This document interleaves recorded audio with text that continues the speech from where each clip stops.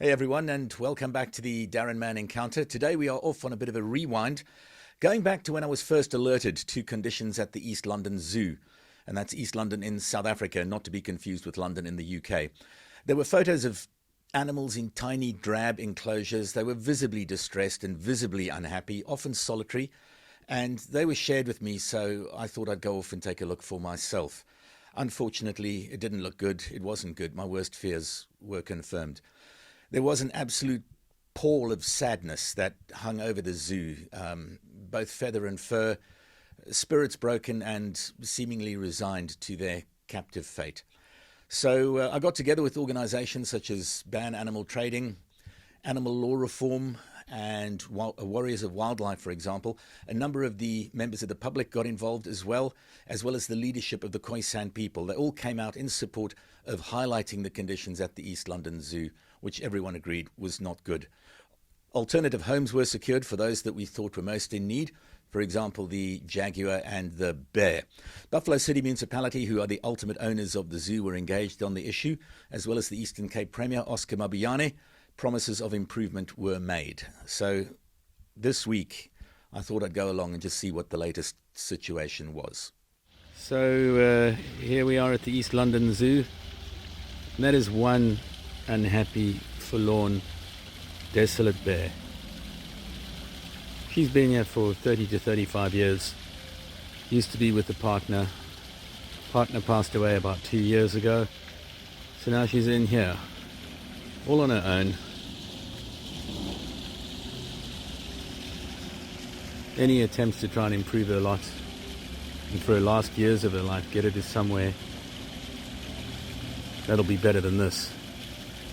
And there are sanctuaries willing to take her and look after her.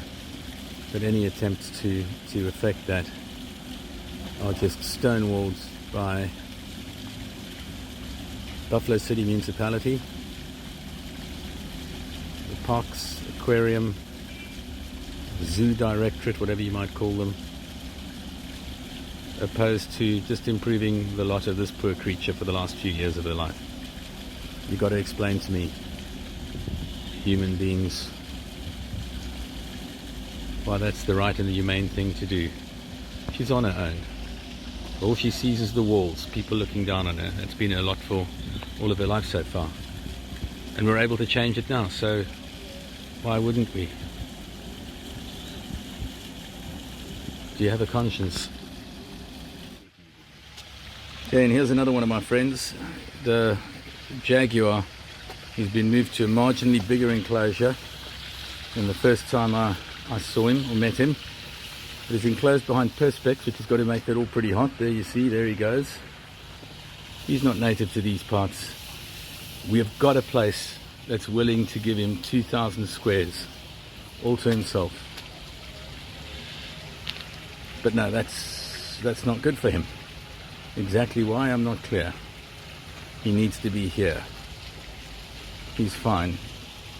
He's happy. This is acceptable. I disagree with all the above. Cockatiels. Okay. Birds are a particular area of interest for me, but here we are at the East London Zoo. Cockatiels here. Habitat woodlands. Thank you, Lionel. There we go. And what we're having here, if you can see any greenery, please let me know. Nothing.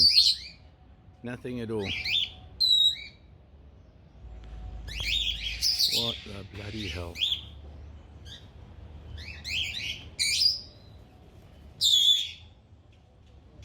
So, there you go. Just a tiny snapshot of what we saw. Still a terribly, terribly unhappy place. Those animals need rescuing, and they need to be sent off to bigger and better homes, which, as I said earlier, are available. I cannot conceive of a single human being looking at that situation and going, that's fine. Those animals are okay. We can leave them right where they are. We can't.